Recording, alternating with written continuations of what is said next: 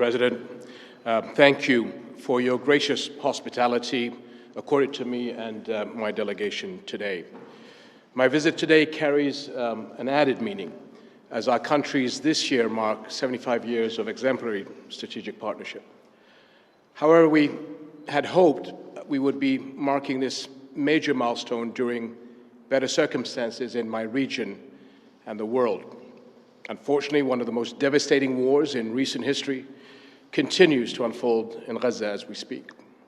Nearly 100,000 people have been killed, injured, or are missing.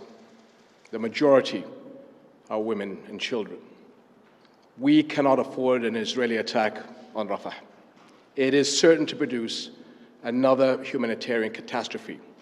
The situation is already unbearable for over 1 million people who have been pushed into Rafah since the war started. We cannot stand by and let this continue. We need a lasting ceasefire now. This war must end. We must urgently and immediately work to ensure the sustainable delivery of sufficient aid to Gaza through all possible entry points and mechanisms. And I thank you, Mr. President, for your support on this. Restrictions on vital relief aid and medical items are leading to inhumane conditions. No other UN agency can do what UNRWA is doing in helping the people of Gaza through this humanitarian catastrophe. Its work in other areas of operation, especially in Jordan, where 2.3 million are registered, is also vital. It is imperative that UNRWA continues to receive the support it needs to carry out its mandate. The potential threat of Palestinian displacement beyond the borders of Gaza and the West Bank is something we view with extreme concern and cannot be allowed. At the same time, we must not ignore the situation in the West Bank and in the holy sites in Jerusalem. Nearly 400 Palestinians have been killed in the West Bank since October 7th, including almost 100 children and over 4,000 injured. Continued escalations by extremist settlers in the West Bank and Jerusalem's holy sites and the expansion of illegal settlements will unleash chaos on the entire region. The vast majority of Muslim worshippers are not being allowed to enter Al-Aqsa Mosque. Christian churches have also voiced concerns about increasing and unprecedented restrictions and threats.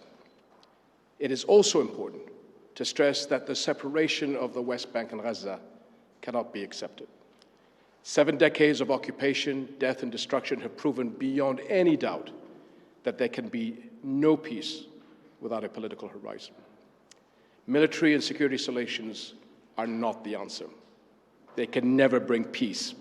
Civilians on both sides continue to pay for this protracted conflict with their lives.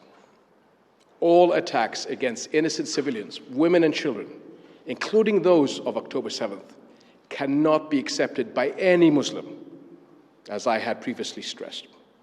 We must make sure the horrors of the past few months, since October 7th, are never repeated nor accepted by any human being.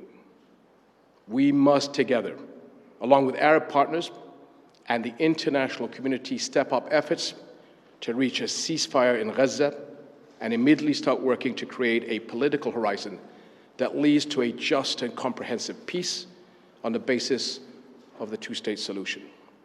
An independent, sovereign, and viable Palestinian state with East Jerusalem as its capital, but living side by side with Israel in peace and security.